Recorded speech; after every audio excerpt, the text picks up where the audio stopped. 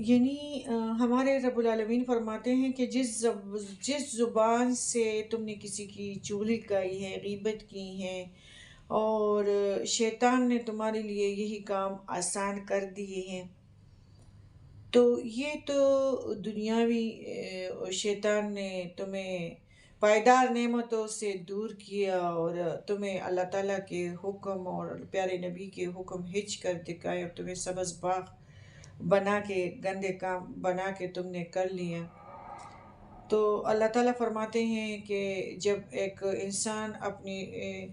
اپنی زبان کو جہنم میں کر دے اور اپنے دماغ کو جہنم میں کر دے، تو ایسے گمراہ لوگ سکون سے کس طرح رہیں گے؟ ان کے سکون خود بھی اگر دوسروں کے اگر ان کو وہ بات پہنچ گئی، دوسروں کا سکون برباد کرتے ہیں،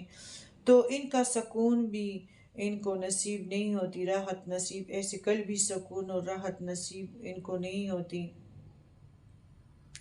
لیکن جو لوگ اپنے آپ کو بچاتے ہیں تو اور دنیا کے یعنی جو شیطان برے کام لذیذ اور سبز باغ پیش کرتا ہے، اس سے اپنے آپ کو دور رکھتے ہیں اور ہر حال میں اللہ پر نظر رکھتا ہے، اور اس سے تو ایسے لوگوں کو ایسا قلبی سکون اور راحت نصیب ہوتی ہے جس کا اندازہ وہی لوگ کر سکتے ہیں جنہیں اللہ تعالیٰ نے اس نعمت سے نوازا ہو کہ اللہ تعالیٰ کو سامنے رکھتے ہیں اور ان کے دلوں میں اللہ تعالیٰ کی اور پیارے نبی کی محبت حاوی ہے اور وہ اطمینان سے ہیں، تو ان کو یہ اطمینان نصیب ہوتا ہے۔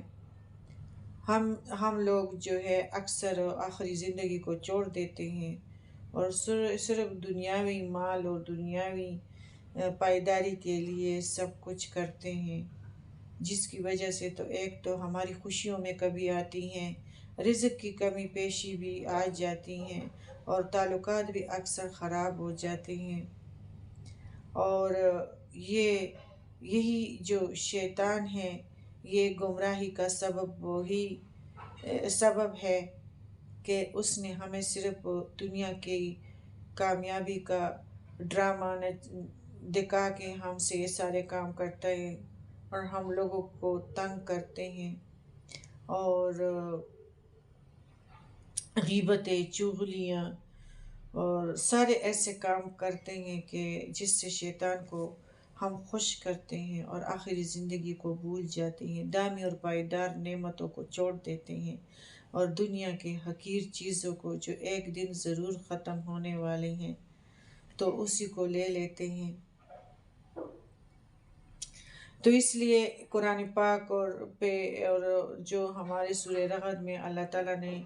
آپ لوگوں نے ضرور 19 سے لے کے 44 تک ضرور پڑھنا ہے کہ اللہ تعالیٰ فرماتے ہیں کہ منکر لوگ کہتے ہیں کہ اس نبی پر اس کے پروردگار کی طرف سے کوئی نشانی نہ اتاری گئی ہو۔ اللہ تعالیٰ 24 گھنٹے انٹرٹین نہیں کرتے لیکن ہمیں سیدھا راستہ دکھاتے ہیں، اور آپ انہیں کہیے کہ اللہ نشانیاں دکھلانے کے بعد بھی جسے چاہے گمراہی میں رہنے دیتا ہے، اور وہ اپنی راہ صرف اسے دکھاتا ہے جو اس کی طرف رجوع کرتے ہیں، یعنی جو لوگ ایمان لاتے ہیں اور ان کے دل اللہ کے ذکر سے مطمئن ہو جاتے ہیں۔ یاد رکھو، دل اللہ کے ذکر سے ہی مطمئن ہوتے ہیں، اور جو لوگ ایمان لائے، انہوں نے نیک عمل کیے، ان کے لیے خوشحالی بھی ہے اور عمدہ ٹھکانہ بھی ہے۔ یہی ہے کہ شیطان ہمارے خیالات کو جو ہے غلط کرتا ہے، لیکن انشاءاللہ ہم نے کسی قدر و قیمت کو ایمان نہیں چھوڑنا چاہیے، کسی قدر و قیمت کو پہ جو اللہ تعالیٰ نے ہمیں قوت ارادہ دیا ہے کہ اس سے ہم اپنے آزادی کے لیے سوچیں، وہ آزادی ہے جنازے کا وقت، قبر کی خوشی اور محشر کے دن کی خوشی کہ اللہ تعالیٰ ہمارا حساب، اللہ تعالیٰ فرماتے ہیں کہ جو میرے ایسے بندے ہیں تو وہ قدم قدم پہ میرے ہی رضا کا سوچتے ہیں کہ میرے رب کس سے خوش ہوگا۔ اللہ تعالیٰ فرماتے ہیں کہ ایسے لوگوں کا حساب میں بہت آسانی سے کروں گا، اور سرسری، اور ان کو میں جنتوں میں بھجواؤں گا۔ تو ہم تو یعنی اکثر ایسے رشتوں کا خیال رکھتے ہیں جو ہمیں بہت عزیز ہو، کہ کہیں اس وجہ سے ہم سے رشتہ چھوٹ نہ جائیں۔ تو اس طرح ہر رشتے سے، خدا کرے وہ غریب ہو، تو ہمیں بلائی کا کام کرنا ہے اور بدلے سے کام نہیں لینا ہے۔ صلہ رحمی کو اللہ تعالیٰ نے پسند کیا ہے اپنے بندوں سے۔ جب وہ اللہ ہمارا 70 دل برا محبت کرتا ہے، تو ہمیں بھی 70 دل برا کے بندوں سے محبت کرنا چاہیے، تاکہ اللہ تعالیٰ ہمیں جنتوں میں اکٹھا کر دیں، اور فرشتے ہر دروازے سے داخل ہوں اور ہم پہ سلامتی کی دعائیں دے دیا کرے۔ یہی ہے منزل جو ہمارے لیے فراوانی کی ہے، یہی ہے نظر رحمت جس میں ہم انشاءاللہ رہیں گے۔ نبی کریم صلی اللہ علیہ وآلہ وسلم نے فرمایا کہ قیامت کے دن جس شخص سے حساب لیا جائے گا تباہ ہوا۔ بی بی عائشہ فرماتی ہے، میں نے کہا یا رسول اللہ تعالیٰ تو فرماتا ہے کہ جس کو اعمال نامہ اس کے دائیں ہاتھ میں دیا گیا، اسے جلدی ہی آسان سا حساب لیا جائے گا۔ آپ صلی اللہ علیہ وسلم نے فرمایا یہ موز پیشی ہوگی، انہیں ان کے اعمال بتائے دیے جائیں گے، اور جس کے حساب کی تحقیق شروع ہوگی سمجھ لو کہ وہ مارا گیا۔ صحیح بخاری۔ تو سختی سے حساب کن لوگوں سے لیا جائے گا؟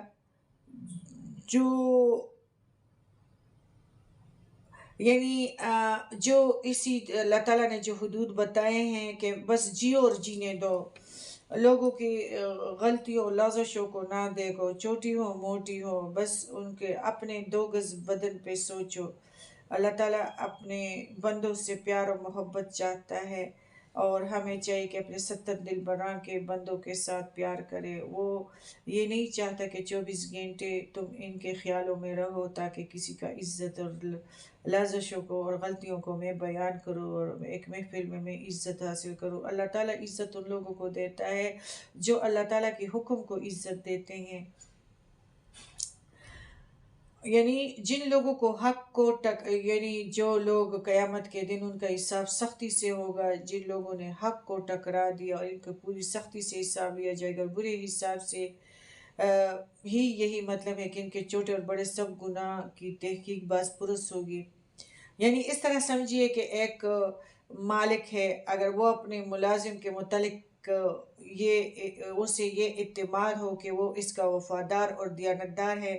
تو اکثر مالک اس کی چھوٹی موٹی لغزش اور غلطیوں کو نظر انداز کرتا ہے۔ لیکن اگر مالک کو ملازم کی وفاداری کا ہی اعتماد نہ ہو، تو کس طرح وہ ہر چھوٹی چھوٹی بات پر اس سے مزید باز پرس کرتا ہے؟ یہی حال جو ہے بد کرداروں کا ہوگا، اور ان کا جس نے پیارے نبی کو جھٹلائے، اس کے سنتوں پہ نہ چلے اور ان کے بتائے ہوئے رستے پہ نہ چلے، اور انہیں اپنی نجات کی کوئی صورت اس طرح لوگوں کے جو بدسلوک ہو، بدگو ہو، تو ان کی کوئی صورت یعنی نجات کی نظر نہیں آئے گی۔ آپ صلی اللہ علیہ وسلم نے فرمایا کہ قیامت کے دن اللہ تعالیٰ سب سے کم عذاب پانے والی دوزخی سے پوچھیں گے، اگر تیری ساری دنیا کا مال موجود ہو تو کیا تو اسے فدیے میں دینا پسند کرے گا؟ وہ جواب دے گا ہاں۔ اللہ تعالیٰ فرمائے گا کہ میں نے جب تم انسانی شکل میں تھا تو اس وقت تو میں نے تم سے اس سے آسان بات کا مطالبہ کیا تھا۔ پوری زندگی کو اس کے مطابق ڈالنا چاہیے جو پیارے نبی کریم صلی اللہ حلال اور حرام کی تمیز کرنا چاہیے، ظلم اور زیادتی سے بچنا چاہیے، اللہ سے ڈرنا چاہیے، اور مفادات کے پیچھے نہیں پڑنا چاہیے، ہر طرح کے جائز اور ناجائز حربے اختیار نہیں کرنے چاہیے، لوگوں کے حقوق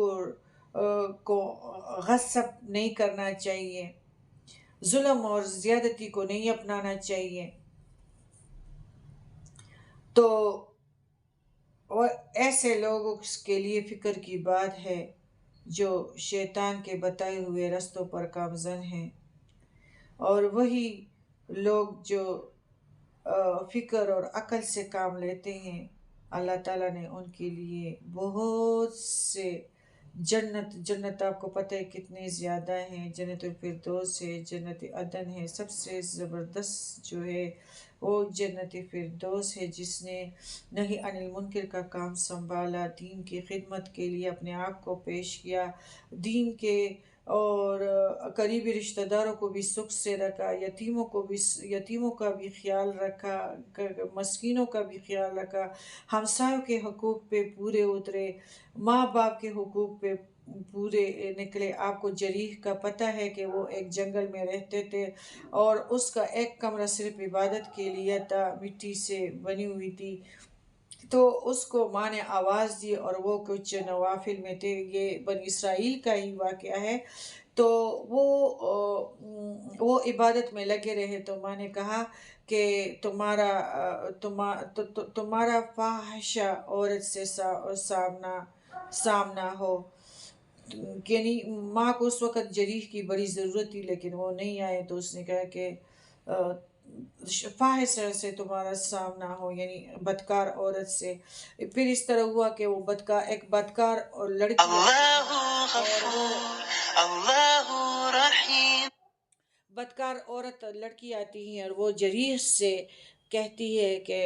میرے ساتھ بدکاری کرو، جریح تیار نہیں ہوتے، پھر وہ چرواہے کے پاس جاتی ہے، تو پھر وہ چرواہے کے ساتھ کام کر لیتی ہے، اپنا منہ کالا کر لیتی ہے، اور پھر اس کا بچہ پیدا ہوتا ہے، اور وہ کہتے ہیں کہ یہ جریح کی طرف سے ہے میرا یہ جو حمل ٹھہرا ہے۔ وہ بچہ جب پیدا ہوتا ہے تو جریح جو ہے وہ تو نیک اور پاک باز تھا، اس نے 2 رکعت نفل کی اور بچے کے پاس آیا اور بچے سے پوچھتا ہے کہ تو بتا تو کس کا بچہ ہے، تو وہ اسی چرواہے کا نام لیتا ہے اور کہتا ہے کہ میں اسی کا بیٹا ہوں۔ پھر لوگ جریح سے معافی مانگتے ہیں اور سمجھ لیتے ہیں کہ یہ میری وہی ماں کا غصہ ہے جو اس نے مجھے کیا تھا۔ تو اس کو سورہ رغد میں دیکھو، والدین کے حقوق ہیں، رشتہ داروں کے حقوق ہیں، ہم نے خواہ کتنے لوگوں کو پریشان کیا ہے، اس لیے ہمیں ابھی سے توبہ کرنا چاہیے۔ اور سورہ رغد میں جو رشتہ داروں کے اور یتیموں کے حقوق ہے تو وہ والذین صبروا ابتغاء وجہ ربہ واقاموا الصلاۃ وانفقوا مما رزقناہم سرا وعلانیۃ ویدرؤون بالحسنۃ السیئۃ اولئک لهم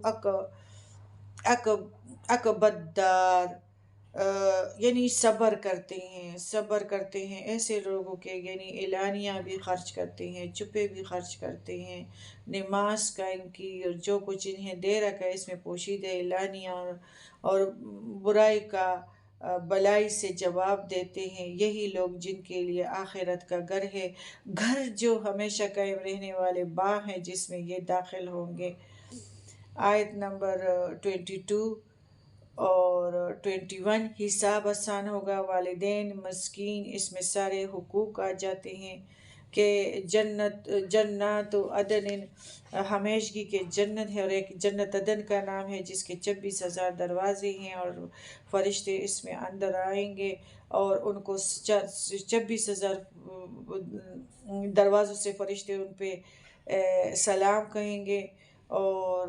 یعنی اللہ تعالیٰ فرماتے ہیں کہ برے سلوک سے قطع کرنے کی اگر کوئی رشتہ دار کوشش بھی کرے تو اچھے سلوک کر کے جوڑ رکھنے کی کوشش کرتے ہیں، تو ایسے کے ساتھ میرا حساب کا معاملہ بھی بہت آسان ہوگا اور فرشتے دروازے پر آئیں گے اور انہیں سلامتی کی دعا دیا کریں گے۔ اب چوائس ہم سب کی ہے کہ کیا چیز لیتے ہیں۔ سورہ رغد کڑک ہے،